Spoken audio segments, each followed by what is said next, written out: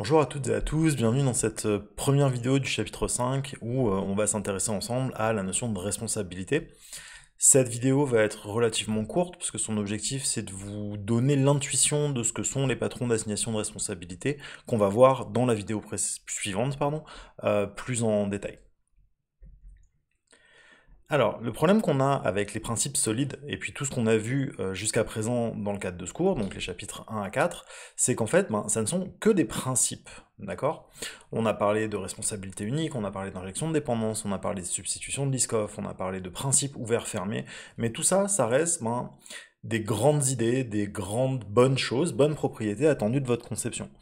Et on n'a pas de méthodologie pour être un petit peu plus systématique dans la manière d'appliquer ces principes-là pour être sûr d'aller vers des bonnes conceptions. Et si vous vous rappelez ce qu'on a vu au démarrage sur la notion de définition de génie logiciel, on s'intéressait à des méthodes et des approches systématiques qui ont un objectif à être réutilisables. Donc, le problème qu'on a, c'est que si on utilisait une méthodologie qu'on pourrait dire de chapelle, c'est-à-dire on attrape une méthode sur étagère et puis on passe pas à travers toutes les étapes de la méthode, ça résoudrait pas vraiment le problème. Pourquoi? Toujours ramener ça à ce qu'est le génie logiciel. Donc le logiciel c'est software et c'est mou. Donc on n'a pas les mêmes problématiques exactement que les gens qui construisent des ponts ou qui construisent des bâtiments. CF, ce qu'on a raconté dans le premier cours sur pourquoi on avait besoin de génie logiciel et de conception. Donc globalement, en caricaturant, en termes de conception, la seule réponse qu'on peut apporter à un problème, c'est toujours ça dépend, et il faut qu'on soit justement capable de caractériser pourquoi ça dépend. Donc dans cette idée-là, dans cette démarche-là, on va dire, on va s'intéresser à utiliser ce qu'on va appeler des patrons, ou patterns en anglais. Et en fait, qu'est-ce que c'est qu'un patron? Eh bien, c'est une solution systématique, classique, à un problème qu'on va rencontrer souvent. Et cette solution, elle a une bonne propriété, et cette bonne propriété, c'est d'avoir plus d'avantages que d'inconvénients. D'accord? Parce que comme on l'a vu, on gagne jamais sur tous les tableaux, donc à chaque fois qu'on prend des décisions, on perd un petit peu on gagne sur certains points, on perd sur d'autres. Donc l'idée qu'il y a derrière les patrons, ça va être de dire, quand je suis rendu dans une situation qui est de type X, eh bien je sais que j'ai cette solution à disposition qui va me permettre de faire avancer mon projet. Les patrons, on va en voir de deux types. Ceux qu'on va voir cette semaine dans le chapitre 5, qui sont des patrons de responsabilisation des classes, donc qui travaillent plus à un niveau abstrait. Et puis on va voir dans le chapitre 7 des patrons de conception qui eux sont à beaucoup plus fin niveau et qui travaillent directement au niveau des classes et des objets. Ça porte le même nom parce que c'est le même état d'esprit, donc une solution avec plus d'avantages que d'inconvénients à un problème rencontré, mais il faut bien garder en tête que votre job en tant que développeur, ça va bien être d'identifier les situations dans lesquelles vous êtes pour pouvoir dire, ok, vu que ça c'est ma situation, je sais qu'il existe dans mon catalogue d'outils à disposition tel patron que je vais pouvoir appliquer d'un point de vue abstrait comme avec Grasp ou d'un point de vue concret comme ce qu'on va voir dans le chapitre 7 beaucoup plus tard. Toute la thématique de ce chapitre est autour de la responsabilisation, la notion de responsabilité. Donc, avant d'aller plus loin, on va s'intéresser à, ok, mais de quoi tu me parles? C'est quoi une responsabilité?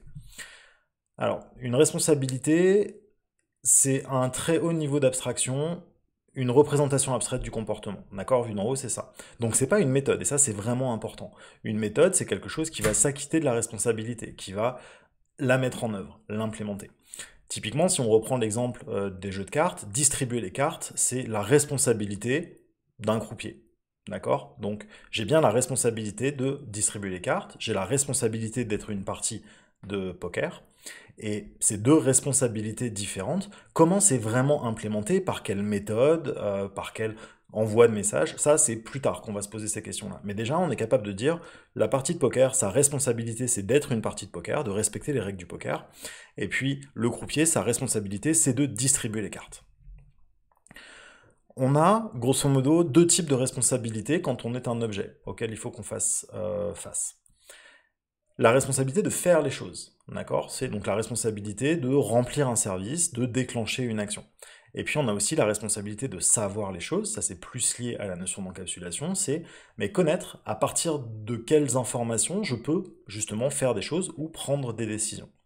Alors on va regarder ces deux dimensions-là, et puis après on va voir comment on peut avoir justement des patrons qui vont nous aider à bien faire en sorte de distribuer les responsabilités. On va s'intéresser dans un premier temps à la connaissance qui repose sur tout ce qu'on a raconté dans le cadre du cours sur la notion d'encapsulation, hein, classiquement. Donc un objet, il a la responsabilité de connaître ses propriétés et uniquement celles-là. Donc c'est en lien avec l'encapsulation et la loi de Déméter. On parle pas aux gens qu'on connaît pas, donc on ne connaît que ses voisins proches et on échange des messages avec eux. On va pas fouiller dans leurs données. Ces objets qui nous sont rattachés, eh ben, on a vu que ça posait potentiellement des problèmes de copie ou de fuite de données, donc c'est pas aussi simple que ça de prendre la décision de rattacher un objet à un autre. Par exemple, on en a beaucoup parlé dans la capsule vidéo sur la relation de composition. Et puis, on a aussi le fait qu'un objet peut dériver des données à partir des données qu'il connaît. Ce qu'on a vu dans les chapitres précédents sur la notion d'état, c'était au chapitre 3, on a vu qu'on cherchait à minimiser l'espace d'état que pouvait rencontrer un objet, donc on rajoutait pas de l'information redondante. Si j'ai une collection, ça sert à rien, sauf optimisation vraiment très avancée, de stocker en plus de la liste de trucs, la taille de la liste de trucs, parce que ça augmente mon espace d'état. Mais en fait, et puis il faut maintenir la cohérence, et puis ainsi de suite. Donc ça, c'est quelque chose qu'on sait qu'on a à disposition cette information, mais pas exactement de la même manière que les autres, parce que celle-là, il faut la recalculer à chaque fois. Toute cette connaissance qu'on va donner à nos objets, eh bien, c'est aux développeurs de la gérer.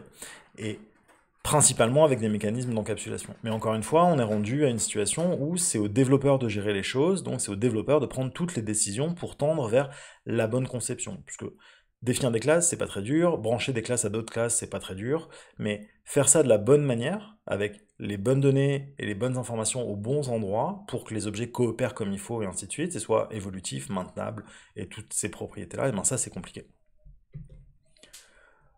On a, en parlant de coopération, aussi la notion de faire les choses. Donc la notion de faire les choses, c'est rendre des services. Un objet peut faire un calcul, peut fabriquer un nouvel objet, peut faire à peu près ce qu'il veut, tant qu'on lui envoie des messages pour le faire.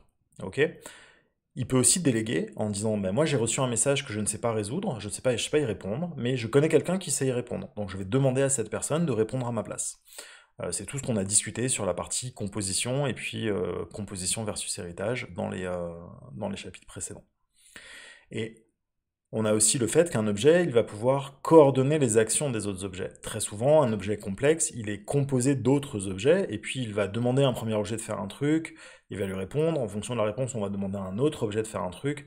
Par exemple, là, ce que j'ai représenté dans la diapo, c'est si je demande au meuble multimédia d'une salle de cours de se déverrouiller, donc je vais passer ma carte dans un lecteur de cartes, et puis ça va envoyer un message de déverrouillage au meuble, mais si ça marche pas pour une raison X ou Y, eh bien ça va envoyer un message au service de l'audiovisuel qui va pouvoir demander un déverrouillage distant auprès du meuble pour l'ouvrir, et puis on va pouvoir envoyer un autre message au meuble une fois qu'il est ouvert pour le basculer en mode présentation et puis afficher des trucs dans la salle de classe. Okay. Donc tout ça, c'est des responsabilités, des choses, et vous voyez, j'ai jamais parlé pour l'instant de méthode, j'ai juste dit, ok, un meuble multimédia, il est capable de se déverrouiller, le service de l'audiovisuel, il a la responsabilité de faire le déverrouillage distant, et ainsi de suite. Comment c'est fait? C'est pas mon problème pour le moment. Là, je suis à un niveau un petit peu plus abstrait. Pourquoi on parle de tout ça, et pourquoi on va passer un chapitre entier sur la notion de responsabilisation? Parce que c'est vraiment le cœur. Écrire des classes, dessiner des diagrammes UML, faire des boîtes et des flèches, c'est pas très compliqué. C'est vraiment pas compliqué parce que c'est un langage parmi d'autres, il suffit de savoir parler la langue. Et c'est pas ça qui va dire que vous faites une bonne activité de conception. Faire une bonne activité de conception, c'est étant donné tous les objets que j'ai qui coopèrent, ces objets ils coopèrent de la bonne manière. Donc ils ont les bonnes responsabilités, ce sont donc les bons objets, et c'est ce qui va caractériser que j'ai une bonne conception orientée objet. Et tout l'objectif du cours, c'est qu'on soit capable à la fin que vous soyez capable, à la fin, justement, de justifier vos conceptions. De dire, ok, cette conception-là, elle est bonne parce que toutes ces propriétés-là, et elle est moins bonne parce que toutes ces faiblesses-là. Parce qu'encore une fois, on ne gagne pas sur tous les tableaux. Comme on l'a vu précédemment, on repose sur plein de principes qu'on a passés dans les 4 premiers chapitres, et maintenant on va commencer à pouvoir assembler ces principes et puis à jouer avec. Donc, ce qui nous intéresse cette semaine, c'est la notion de GRASP. Donc GRASP, ça veut dire General Responsibility Assignment Software Patterns. Et l'idée qu'il y a derrière, c'est d'avoir donc des patrons, des solutions réutilisables à des problèmes récurrents, qui vont nous aider à bien responsabiliser les objets. C'est des aides à la conception, c'est des guidelines, on peut voir ça comme ça, qui vont justement guider et rationaliser notre conception. On va pouvoir justement être capable de l'expliquer en disant, bien, cette responsabilité-là, je l'ai donnée à tel objet parce que c'était un problème de spécialiste de l'information, par exemple. Ou celle-là, je l'ai donnée à tel autre objet parce que c'était un problème de créateur. Je vais vous lister les patrons dans la diapositive d'après, vous allez mieux comprendre ces termes-là. Mais en gros, c'est ça. L'idée, c'est que je vais avoir un ensemble comme d'arguments clés en disant, ben ça, je l'ai fait comme ça parce que si j'applique ce patron-là, ce patron grasp-là, eh bien, je vais gagner tout ça, tous ces avantages avec le moins d'inconvénients possible. Encore une fois, la notion de responsabilité est vraiment critique, hein, parce que c'est le R de grasp, et toujours dans l'idée d'être du bon sens, donc hein, le bon sens, ça va sans le dire, mais c'est mieux quand tu l'as dit, bien, ces patrons, ils ont pour objectif de réduire le décalage entre le code et la logique d'affaires, pour faire en sorte que votre code reflète bien votre logique d'affaires du métier, et donc de la réalité, et puis ça, en travaillant sur ces responsabilités-là, ça sera beaucoup plus facile de faire évoluer votre code par la suite. Les 9 patrons grasp sur lesquels on va travailler ensemble, on va pas les regarder vraiment concrètement dans un détail très poussé, on va les survoler dans la prochaine vidéo. C'est des patrons naturels qui cristallisent du bon sens encore une fois, mais vous allez vous rendre compte par expérience, et c'est pour ça que les études de cas qu'on fait ensemble dans le cadre du cours sont vraiment très importantes, parce que quand vous les lisez ou quand vous écoutez la vidéo qui les présente, quand vous lisez les diapos ou des chapitres de livres, vous allez dire ouais c'est bon, c'est évident que c'est ça qu'il faut faire. Spécialiste de l'information, ça dit qu'un objet doit connaître les informations qui sont importantes pour lui, donc c'est quand même plutôt une bonne idée sur le papier. Mais vous allez vous rendre compte à l'usage en faisant de la conception et puis en concevant, que c'est pas si immédiat que ça de donner la bonne information au bon objet, par exemple. Parce que des fois, l'information, elle est partagée. Donc, à qui je la donne? Eh ben, ça dépend, comme d'habitude. Donc, principalement, ce sur quoi on va travailler, ça va être donc des problématiques de connaissance avec spécialiste de l'information et puis créateur. Créateur, c'est savoir qui a la responsabilité de créer un objet, qui prend la décision de faire un new, en gros. On va s'intéresser à faire des systèmes qui soient faiblement couplés et fortement cohésifs. Donc ça, c'est assez classique en objet. On va essayer d'exploiter du polymorphisme. Et ça va nous amener au dernier, qui est ce qu'on appelle protéger des variations, qui est une sorte d'extension du principe ouvert-fermé, pour être capable de faire rentrer plein de nouvelles variations dans notre système, sans avoir à le modifier. Et puis, on va aller un petit peu plus loin sur les notions de contrôleur, pure invention et puis indirection, qui vont être l'introduction dans nos modèles de conception d'entités qui n'existent pas vraiment dans la vraie vie, ou qui sont pas exactement comme ça, mais qui vont nous permettre de faire des conceptions qui respectent plein de bons principes, comme faible couplage, forte cohésion, responsabilité unique, substitution de Liskov, ségrégation des interfaces, et ainsi de suite. Le but du jeu, et ça ne fonctionnera pas si vous êtes dans une optique où vous allez apprendre par cœur ces patrons-là, parce qu'encore une fois, ce n'est que du bon sens. Donc si vous vous contentez d'apprendre les patrons sans les comprendre, eh bien, ça va pas du tout vous aider. Donc il faut bien que vous gardiez en tête que tout ce qu'on va faire là, ça repose sur pas mal de pratiques, et c'est ça qui va forger votre expérience pour que vous soyez bien à l'aise sur la prise de décision au niveau de la conception. Voilà qui va conclure cette vidéo. Donc comme je disais, celle-ci elle est un peu courte parce que le gros de la matière va être dans la prochaine vidéo où on va illustrer les 9 patrons grasp. Merci de l'avoir suivi jusqu'au bout et puis à bientôt pour la suite.